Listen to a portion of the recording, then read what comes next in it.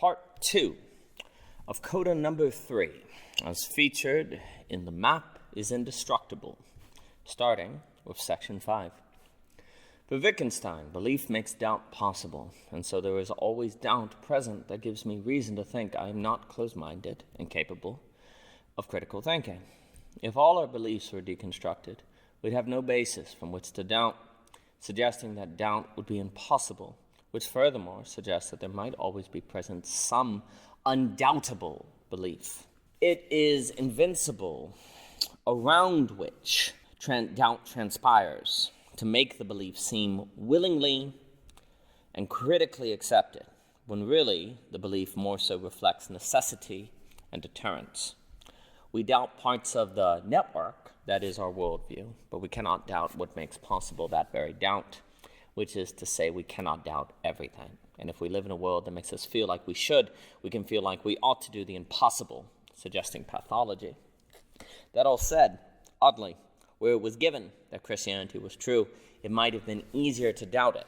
But where Christianity isn't given, that means I can only hold it together through navigating and protecting my own map myself, meaning that doubt might come to feel a lot riskier. And though it could be argued that Gibbons made doubting Christianity unthinkable, if it did become thinkable, that doubt might have been less pathological, which is to say it might have felt safer. Perhaps this isn't the case, but if so, it might help to explain why religious fundamentalism often seems more modern than ancient, which is to say fundamentalism reflects an effort to maintain a map that is not supported by Gibbons. Of course, Gibbons were also arguably that ultimate way to engage in map-vanishing, so I'm not saying the story is so straightforward, but the point is that where Gibbons are gone, Christianity can require my constant affirmation and interaction to be in the society, which might favor fundamentalism. If we cannot doubt everything, that would suggest why humans so naturally engage in ideology preservation. And furthermore, if there is likely always some core belief that is never deconstructed, no matter what we doubt and or deconstruct, the whole worldview will easily spring back to life from out of that very core, like a plant we trim and cut but never kill. The root must be pulled up, which is to say everything must be pulled up at once. But how is that possible if belief is necessary for doubt? Well, it might suggest the need for an event, a holistic trauma event. What does that even mean? Well, it would suggest that focusing on conditions of possibility is perhaps the only deep and sustainable way to change people and even the world. If we cannot doubt everything, that means we could intend to doubt everything and always fail, thank God, which means we could come off to others and ourselves as if we don't intend to be ideological and yet nevertheless are ideologically safe. This way, we could always have good intentions and or objective intentions and yet nevertheless not have to worry about suffering ultimate deconstruction. Yes, some of our beliefs might be trimmed like a plant, and this could prove very difficult. But this might be a small price to pay so that we can be seen by ourselves and others as a person intending to be objective. If we live in a society where good intention has moral authority and weight, this might be all we need to sustain our self-image and sense of objective discernment. We might even be praised.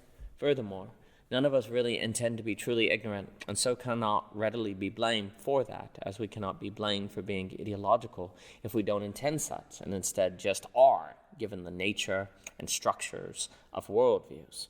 Where there is good intention, there can be a claim to innocence. How could we be so heartless to suggest otherwise? The heart-mind dialectic can suggest the heartless should be morally ignored. All intention is good intention, or so we learn in Augustine, for it is not possible for me to intend what I don't think is good, for me. If the presence of good intention is socially accepted as justification for a person's behavior, then this alone could mean that I will always have a defense against being seen as an ideologue. For my intentions are always good, and I cannot doubt everything, suggesting I cannot readily be held responsible for my lack of total skepticism. I'm just doing the best I can.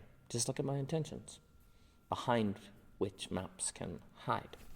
And so intention can provide something we can assess one another according to safely without ever acknowledging maps, which is to say that intention is a way to assess without philosophical investigation, without asking how do we assess, what should we assess, etc.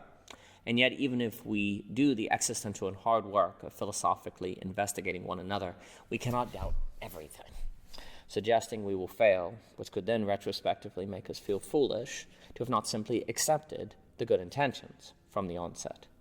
Ideology seems ingenious as the capital nation state, described by Coda, as our doubt is always already pre-configured by our beliefs. So our intentions are always already pre-framed, suggesting our intentions are likely not threatening to our beliefs, and furthermore, we can always claim in our beliefs that we had good intentions, providing a layer of moral defense. Seemingly, the only way to get through this defense is to dismiss the category of good intention, but doing this would perhaps automatically force us to become more philosophical and reflective, which would expose people to anxiety, to which they will likely respond poorly, suggesting this is unlikely to work, at least all at once or through opposition. Furthermore, if people can be moral in having good intention, to suggest to people they should surrender the category of good intention could be to ask them to risk seeing themselves as not good people. A heavy ask. Will the majority be willing to risk seeing themselves as not good? After all, they can feel moral to defend their ideology or isness. It defines them as doing what's right, and furthermore, they genuinely intend what is right. How can they be in the wrong? And so, being ideological is an act of being moral. How can we doubt it? If I am not ideological, I am a questionable character, and if I am questioned as an ideologue, I am victimized for being moral. Madness. All intention is good intention, and if that has moral weight, if I engage in problem solving out of good intention, I will easily be seen as a moral person. The distinction between problem solving and problem preventing has little use under a reign of good intention. And furthermore, why do I need to critically consider my worldview if it is in fact a product of good intention? Might this not risk immorality? Also, unless others can convince me of their good intention, I am unlikely to take their views seriously, which, please note, others can never prove to me. Hence, in naturally experiencing my intentions as good, and in naturally experiencing the intentions of others as questionable and their goodness unprovable, especially if I disagree with them, I can be at a moral advantage. That is not a product of a direct use of power or force, please note, suggesting I am innocent and have moral authority. Furthermore, nobody can readily prove to me that my intentions are bad, which I can suggest is a necessary move if my view is to be overturned. The intention card and the God card can be very similar, hence why it is rational that we often play it, unfortunately. Also, if we accuse someone of doing X, which in a way is to say you have bad intentions, then if the person stops doing X, we can always believe they are doing so because we said something, which could function as evidence to us that we were right to say something, and so that the person doesn't have to be taken seriously, precisely because the person is only acting different because something was said.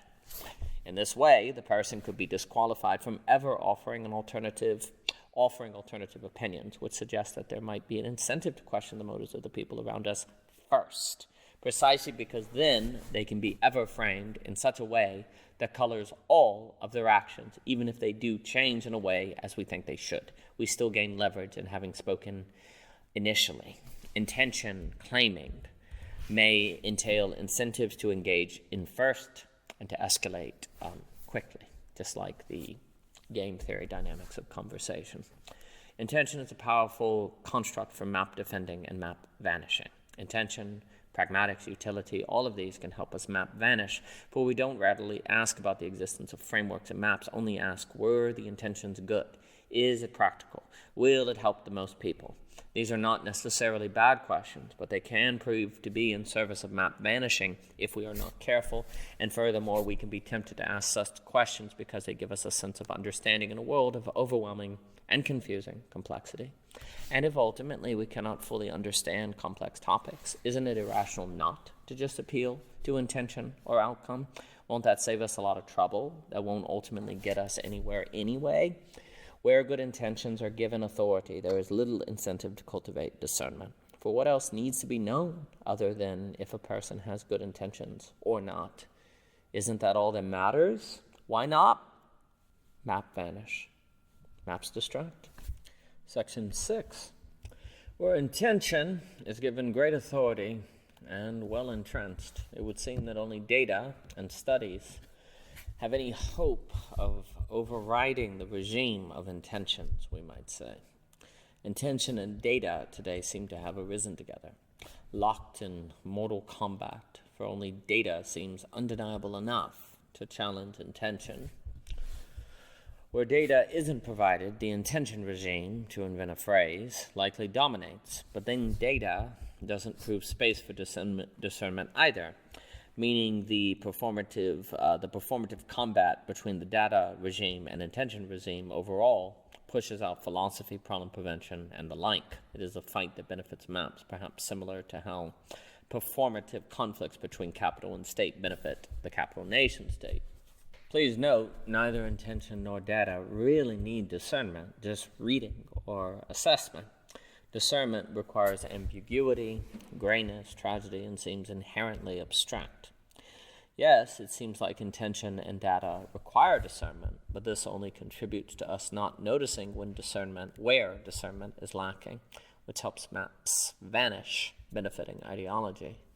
Discernment is uniquely necessary if we are going to engage in map visibility, but in both intention and data making us feel like we do discern, this can contribute to us lacking what we need to question ideology, all while we think we are more than capable of questioning it. And so we would be if ideology really was a problem, quote unquote. And there being an alternative from just good intention in considering data, this can provide us a reason to think that we aren't just going with our emotions all the time, that we also think and criticize. In this way, good intention as a notion might not be so powerful if it didn't exist in a society where data wasn't so powerful as well. For then, there wouldn't be a source of plausible deniability that we mainly engaged in intention. But critically, if there is something about data that makes data weak regarding problem prevention versus problem solving, then this would mean decisions more on the side of problem prevention will likely fall under the intention regime in the end, the reign of intention, which easily contributes to map vanishing. Overall, this means we will likely organize our lives now relative to data and our futures relative to intention, an overall orientation which contributes to map vanishing. For nowhere in that orientation must maps become visible. What constitutes a problem must be framed as something by a pre-existing standard, which suggests that the whole category of problem can be uniquely vulnerable to reifying a pre-existing frame, especially seeing as problems bring with them a feeling that we should do something about them quickly, motivating us to act in a manner that further assumes the framework according to which we operate for good and for bad. And please note that while in that emotional process it almost seems inevitable that map vanishing will occur simply because our focus is on what we see through that map, we don't have time to get philosophical. There are problems to solve, especially vivid ones. Problematically, what we define as a problem or bad could be that which questions our map, risking map visibility, suggesting that what will be vivid to us will be that which threatens map vanishing versus perhaps deeper issues and problems which aren't so vivid. In this way, if things that threaten our map end up uniquely experienced as vivid problems, then vividness could help ideology and maintain map vanishing, especially if we associate the vivid with the real, similar to how people can believe the real in a relationship comes out with drama and trouble, incentivizing drama and trouble. For this means that there is nothing really there beyond what is vivid, certainly not some map. Where's the data to prove otherwise? If we begin to see a map or consider changing maps, there will likely be a lot of vivid, even apocalyptic evidence that we should stop. And we likely will if we're not aware of this very experience, an idea which our map might have kept from us, especially if we associate stable states with good and anxiety with bad, perhaps a crowning achievement of maps. Where map visibility increases, we easily feel anxious, for maps don't go down without a fight. Maps easily frame all efforts to see or question those maps as problems, and where we bias problem solving, it is likely we will solve away those vivid problems, benefiting our map. Also, seeing and addressing a map seems like, by definition, it must be an act of problem preventing versus problem solving, which is less natural for us and perhaps the most difficult form of problem prevention out there. For while it is hard enough to problem prevent in and through a map, it seems even harder to consider a whole map as potentially a causer of problems. By what standard do we even engage in such a discernment from another map? Well, that map might be critiquing another map simply to map vanish itself. How could we be so sure? What is vivid to us will likely be relative to our ideology, and yet the very vividness of the problem will easily make this seem like a sin to even consider.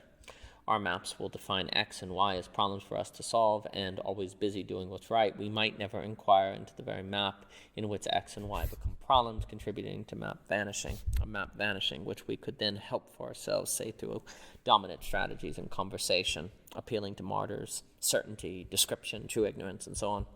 In our map creating, finding problems that we then solve through. This could help us feel certain and that our map isn't just a map, for otherwise wouldn't it have not helped us solve problems? In this way, as the capital nation state benefits in solving problems that it might create, so ideology can benefit from creating, finding problems we then solve, which might be easier of maps in our world of global connectivity, infinite images, and so on, as discussed throughout O.G. Rose, say in The Grand Technology. In all of this, can gradually feel like ever greater validation that our map isn't just a map, as perhaps intensified by a feeling of urgency to solve problems, which can make it seem like we don't have time to consider maps, helping them vanish, influencing the heart-mind, for perhaps nothing causes map vanishing more than urgency, blood.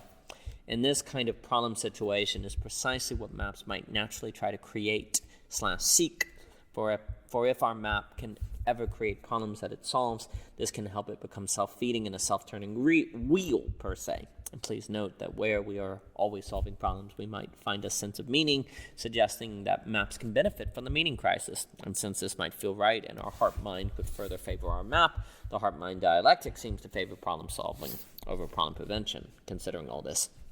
Because of maps, certain problems become vivid, which also means our solutions of them are vivid, and then it becomes vividly obvious that our map is more than just a map, and so we keep using it, and so it keeps proving itself to us, and so framed by the board, quote unquote. And perhaps it is a good map. Can we be so sure it's not? Perhaps, always perhaps, a reality which benefits maps rationally. A favorite move of ideology can be to establish itself abstractly and then deny the validity of abstract thought, for then an established abstraction becomes denied as abstract, and furthermore any counter-abstractions are dismissed and disqualified from consideration.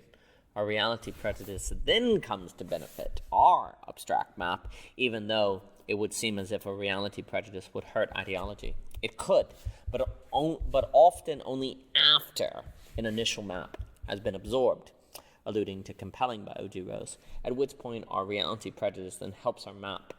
Why do we even have a natural reality prejudice, which can follow after a natural tendency to believe in God, for example? Please note, perhaps it is because we can easily experience the physical directly affecting our lives. If we don't eat, we starve, yet if we don't think, we often don't feel any direct ramifications. Abstractions don't follow the same definitive and predictable causality. They tend to be more associational. The physical can more readily bring a sense of reliability and control. Additionally, while we can stop someone from running by, tackling the person, calling out to the person, etc., we cannot stop someone from thinking whatever that person thinks. We can try, of course, but we don't have nearly as much of a sense of influence. It seems that because we can rely on, understand, and influence physicality, it comes to be more real to us. And though that isn't to say everything we can rely on, understand, and influence is actually real, it is to say we have a natural tendency to take the physical more seriously than the metaphysical, when equal weight should be given to both. Critically, though, to stress, this reality prejudice against abstraction tends to favor our map, because that is an abstraction smuggled in, after which we can practically deny abstractions a hearing, meaning our abstract map could be invincible. After this, we become always already sensual beings in a sensual world, hardly influenced by abstractions like we are physical things. As such, it can be greatly beneficial to ideology to keep counterviews abstract, while evidence for our map is very immediate and experienceable. For example, it is advantageous to the Christian to know atheists exist, but not so much to live next to atheists. This keeps the counterviews abstract, and then all I need is a good reason to just so happen to not live next to atheists, which my map will likely prove able to provide, or will work, economic obligations, and so on. Furthermore, if I can say that I know there are atheists, this creates the impression that I am a critical thinker, for it suggests that I am aware of counterviews, which suggests that my views are ones I have earned and questioned. But if I don't directly relate or encounter atheists, bringing the atheist into my natural reality bias, we might say, I really haven't felt atheism, which is what is required for the heart-mind to really consider counters. But if people don't realize this, then the mere abstract knowing of pluralism could function as evidence to people that the world is pluralistic, and even good at it. Maybe, but the test is relating an interaction, the making of the other there, sensual and vivid. Section 7. We live in an age of global pluralism, and a great benefit of pluralism is precisely that it makes it harder for maps to vanish, which is to say it helps keep us from falling into ideology and the like, which is also a great problem. Map visibility comes at the price of making us existentially anxious, though thoughtlessness is also a source of great terror, say manifest in Nazism. In response to this, we can react with withdrawal, isolationism, and other social strategies that Belonging Again discusses.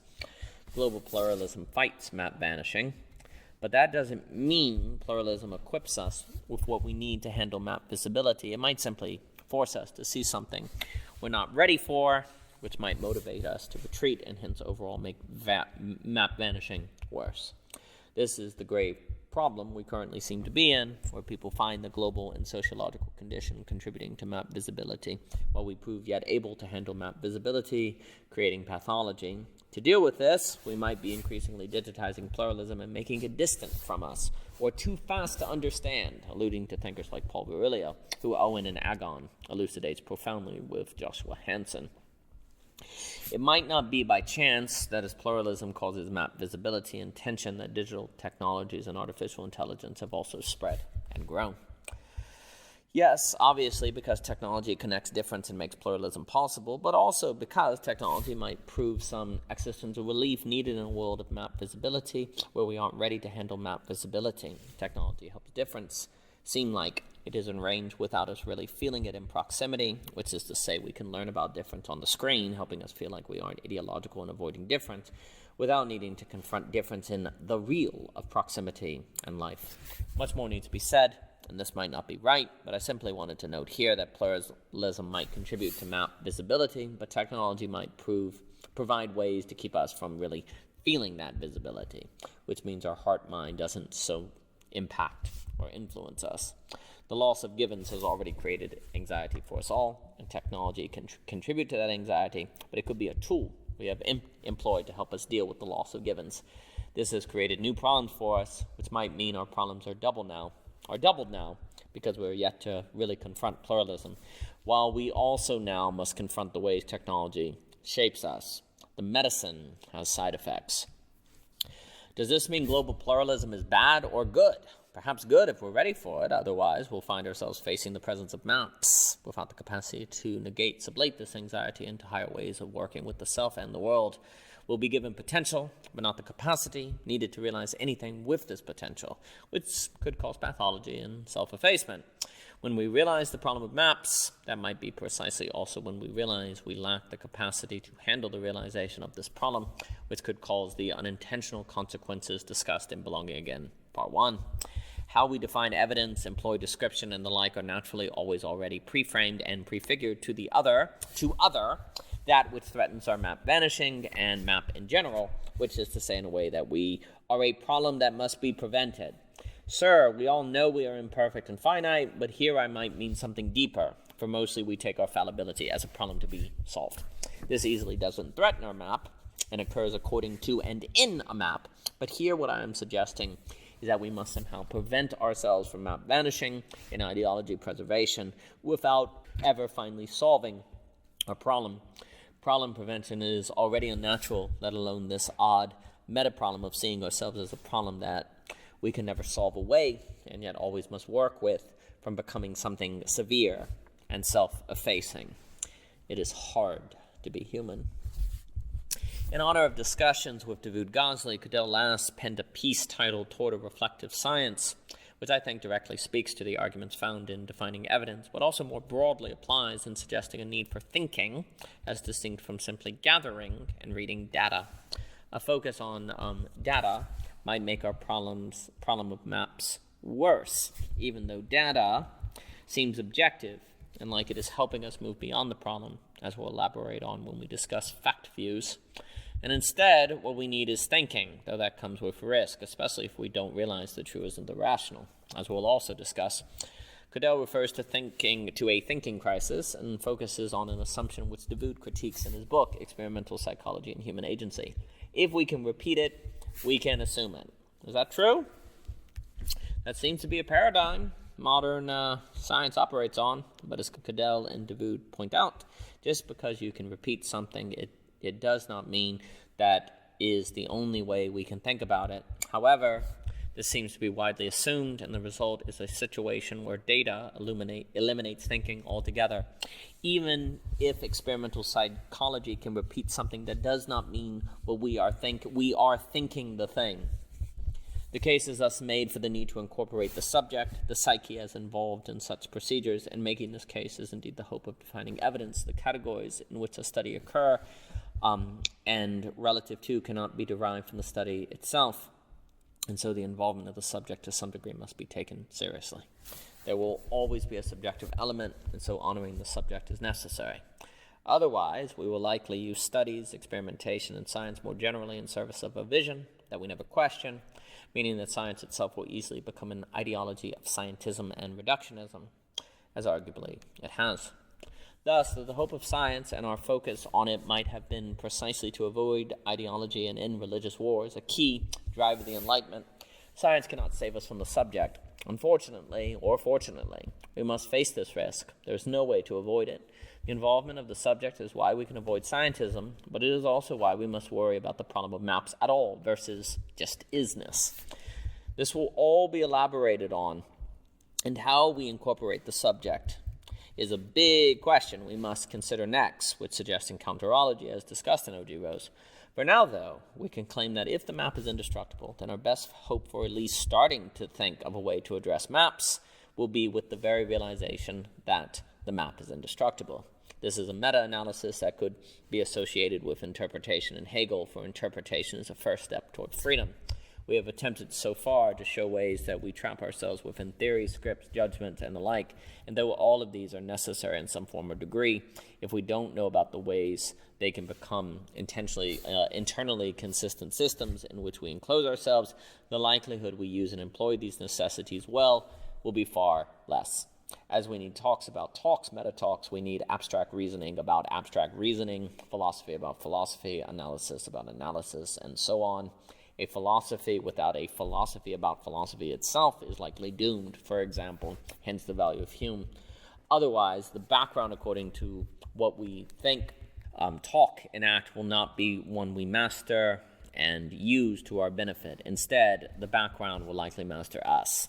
We must all employ theory, but if we know theory tends to capture us into monotheism, then the likelihood we avoid trying to interpret life through a theory of everything increases. Ideas that are not good for us easily become a way of life where we lack a meta-analysis. And though we might say that we know the map isn't the territory, without a meta-analysis, what we say could easily just conceal from ourselves what we do, which in this case is to practically live as if the map is the territory. What do we notice if we pay attention to maps and how they formulate? In my view, we see a necessary break between the true and the rational, which suggests the existence of maps require a dialectic, which we might not have noticed or thought through. And thinking through it, perhaps we will find a way to address maps, which we have not yet attempted or systematically explored and focused on. But determining that will require us to first carry out the analysis, focusing on the matter of map consistency. For more by O.G. Rose, please visit YouTube, Instagram, Twitter, Anchor, so on and so forth. You can find the books on Amazon. All purchases and reviews are deeply appreciated. And for the Map is Indestructible series, you can find it on YouTube, and you can find the written sections on a list on Medium. And thank you so much for your time.